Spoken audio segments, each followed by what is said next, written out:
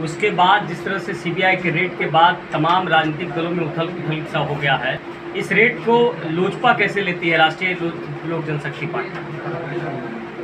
देखिए भाई, ये सरकार और सीबीआई के बीच की बात है और उनका इंटरनल मामला पहले से माननीय लालू यादव जी के परिवार और उनका चला रहा है।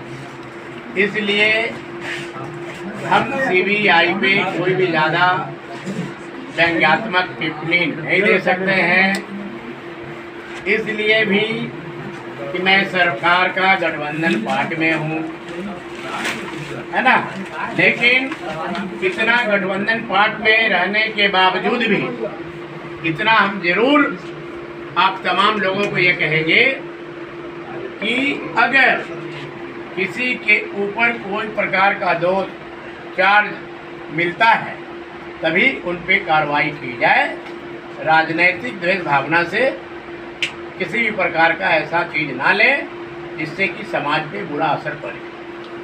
लेकिन जिस तरह से सीबीआई ने कहा है कि जमीन के बदले नौकरी की बात आई है, जिसमें 16 लोगों पर नामजद एक तरह से एफआईआर हुआ है, उसके अलावे इन 16 लोगों पर जिन लोगों को नौकरी मिली है उस पर भी सीबीआई पूछताछ कर रही है।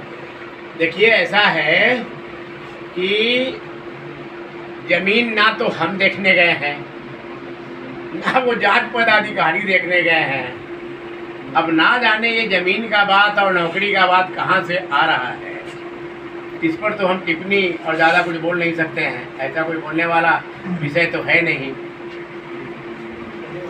मांझी ने जिस तरह से ट्वीट किया है, घर का भेदी लंका है, इशारा है उनका कि घर के ही कोई लोग हैं जिन्होंने छापेमारी करवाई।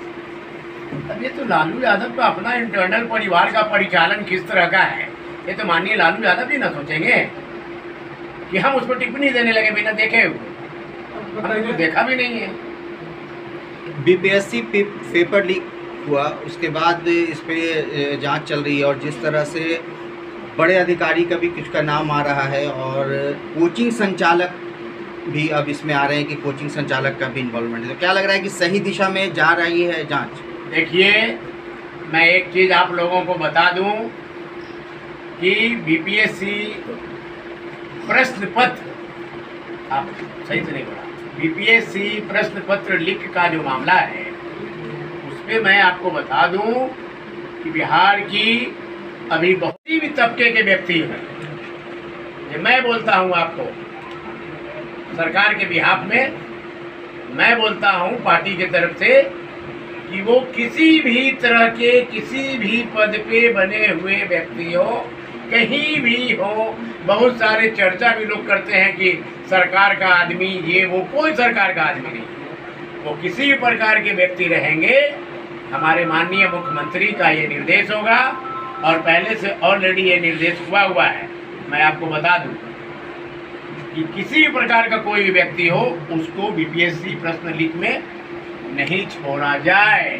सुनील जी, औरंगाबाद में अभी जहरीली शराब से जो खबरें आ रही है, 2 लोगों की मौत हुई है और कई लोग बीमार हैं, तो आपको लग रहा है कि नीतीश कुमार की जो शराबबंदी पॉलिसी है वो बिल्कुल फेल नज़र आ रही है? फेल कैसे कहें?